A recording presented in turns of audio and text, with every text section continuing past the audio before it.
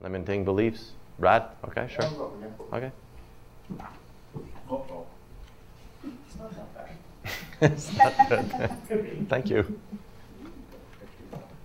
Are there any questions so far? Because I'm going to keep going.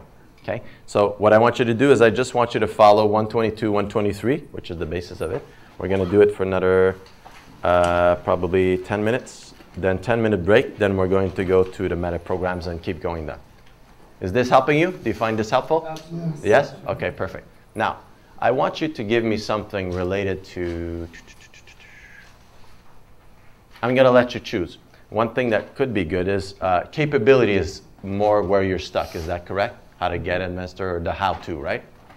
Okay, so go ahead, Brett. The how-to? Sure. Well, we were talking yesterday, so I'll expand on it. Okay, perfect, because I don't remember. Okay. When I do this, I don't remember 5 minutes, so thank you. Basically, it was... what did we have the discussion about? Oh, I grew up with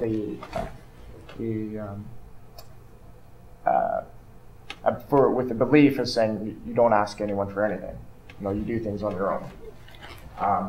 So that's why I have a work ethic and for what I want to do and all that kind of thing. So for me, it's not finding the investor. I can network and I can.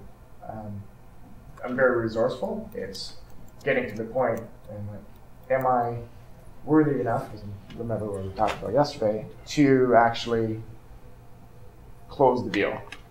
And that's where I feel I had that struggle for. Yeah. Okay, perfect. So what's he saying?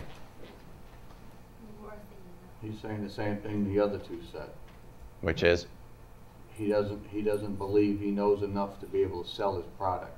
Perfect. So you don't know enough of what specifically? Remember, that's a very good phrase. Of all these, remember these two ones, okay? Richard Bandler uses it a lot, and so does John Laval, who works with him all the time, is what do you mean, what does it mean, or how or what specifically, okay? So how specifically what is it specifically you don't know how to do?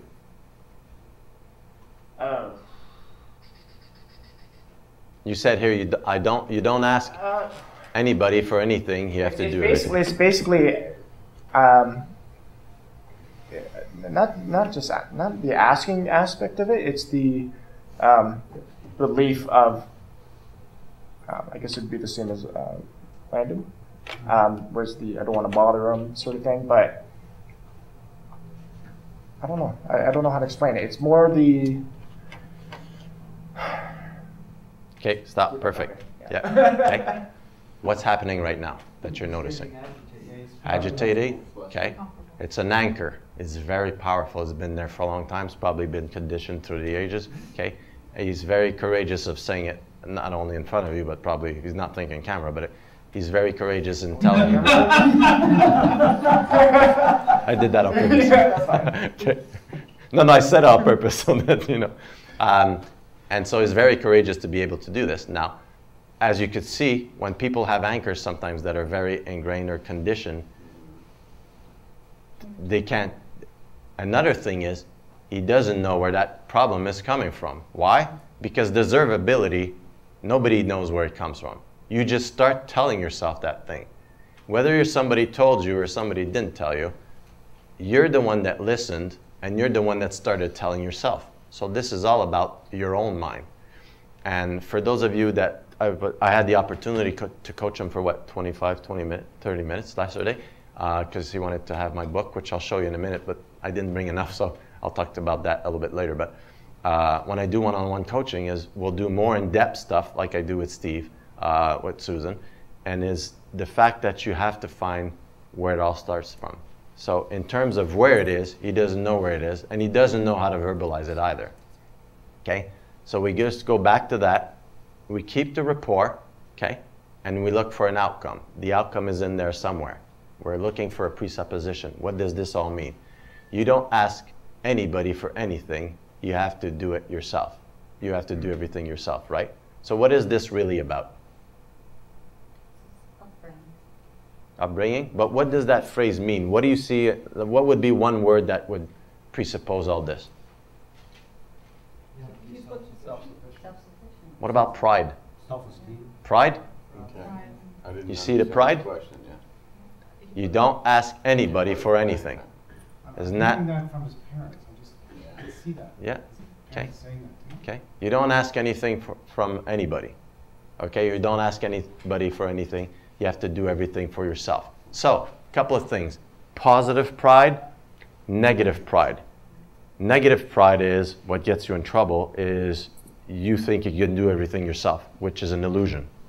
Okay? A lot of people, when I coach small entrepreneurs or any entrepreneurs, like we did a couple of days, people started, I think it was Tyler and you, realized that, you know what?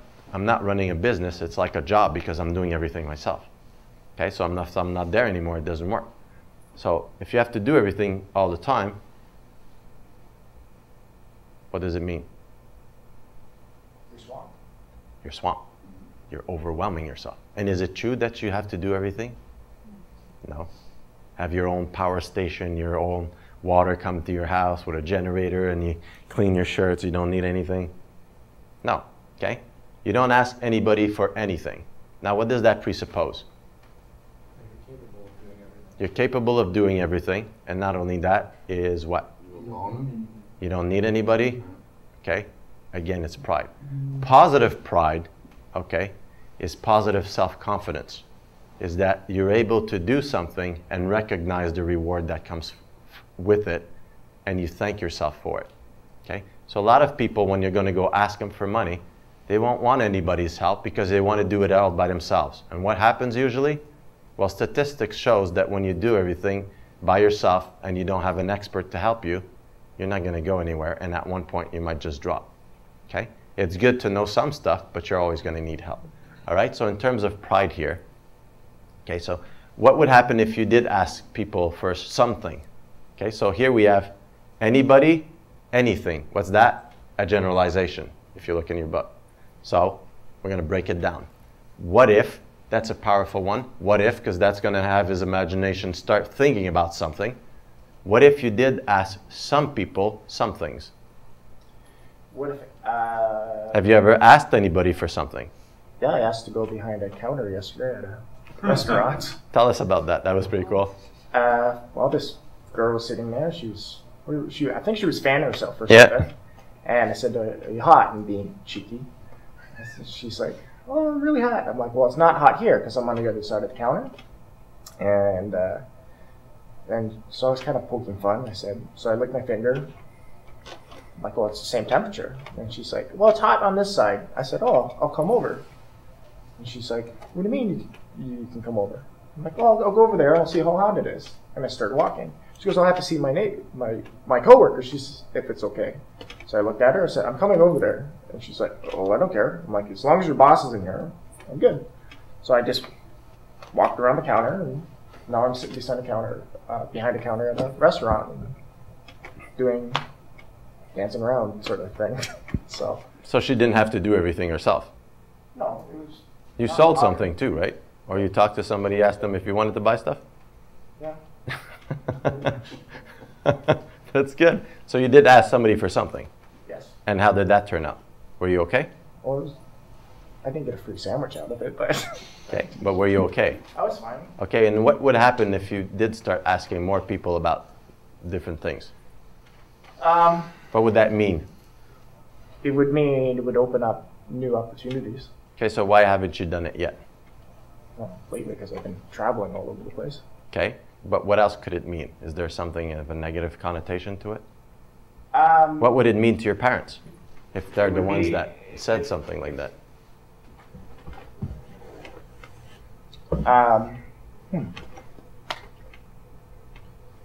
For the outcome, Mhm. if I, geez, that was a question and a half. No, because I'm trying to think. I'm trying to think what especially my father, what he would say. What would he say? What do you hear? What I hear, I'm like, do it yourself. All right, so I like that voice. So what I want you to do is when you think about your father, I want you to put a Mickey Mouse voice instead of that voice. What do you think I do? Do it yourself, Brad. Okay. Is that better? Does it change anything or not? Oh no. No? If Well, a it little bit, but not much. If you change, is he taller than you? Or I don't know. He's. what is it about the voice that makes you, It was that more prevents you? It was more the looking back at it, more the tone of it. the tone of it? So what tone could we, what if we put a tone in which it's a reassuring tone? A tone in which it encourages you to do things. Yeah, that changes stuff a lot. Okay, what does that change? Yeah, basically pushes me forward to actually go after what I want to do. Are you a person that's a go-getter? Yes. Because you got her last night on the other side of the counter, right? Yeah. So when your dad, do you still speak with your dad? Sometimes? Pray to him, I guess. Okay. Oh, he's passed away. I'm sorry, I forgot about that. Okay, so at the time he was there, would you say that he was doing that to help you get forward in life, or did you otherwise? For No, you? to help me move forward with everything. Perfect. So as you change that tonality now, you Yeah. can allow that feeling that he was wanting to, for you to get even better. Is that correct? Yeah, basically the voice is like, get further, Rod, because that's what it. And it just changed. Yeah. It just changed. Okay, so just to explain. Now, notice that it didn't tell him to change any phrase. He changed the tonality of it because he understood from the meaning from his dad's tonality. He made pictures, he made his own beliefs, and that when you change the tonality of it, all of a sudden his belief about it changed, and now he feels he can go. Is that correct? Yeah. Because you were like this, now you're going like that. Well, I'm moving forward. Okay, perfect. It's not there. So, okay, you feel the difference? Yeah. How does that feel? It's more where it seemed to be walls before me. Yeah. It's kind of like explosions, and I'm like a Superman sort of thing. Okay, good. Now, if you think in the next few weeks Yeah. or the next few days, how do you think this can help you in terms of going towards getting what you want or your outcomes in terms of dealing with in real estate? Basically motivates me a lot more.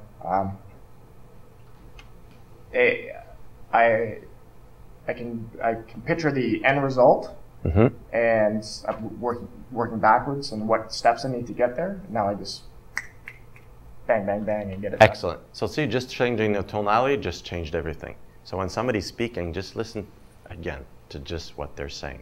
All right? Now, if we go to page, thanks, you can sit there. I'm just going to change the pages here. Okay?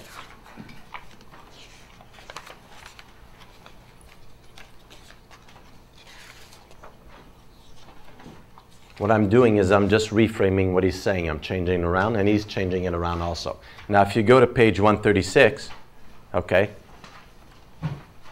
before, what fueled you was trying to prove your dad, right? Yeah. To your dad that you would succeed, right? So that's called away from. Although it seems that he's going forward, at one point he feels that barrier, but he's trying to break it, and the more he's learning and doing new things, because he's pushing to prove to his father at that time that, I'm going to show you. Okay? Change your tonality. All that illusion that his ego put there, or that he put there, just disappears, and then he's going forward to go forward. So instead of away from, now you feel what? Phew. Oh, yeah. Is that correct? Yeah, we're moving forward. Got it? So his mindset changed. This is page 136. So towards his mentality is driven by desire, eagerness, and ambition.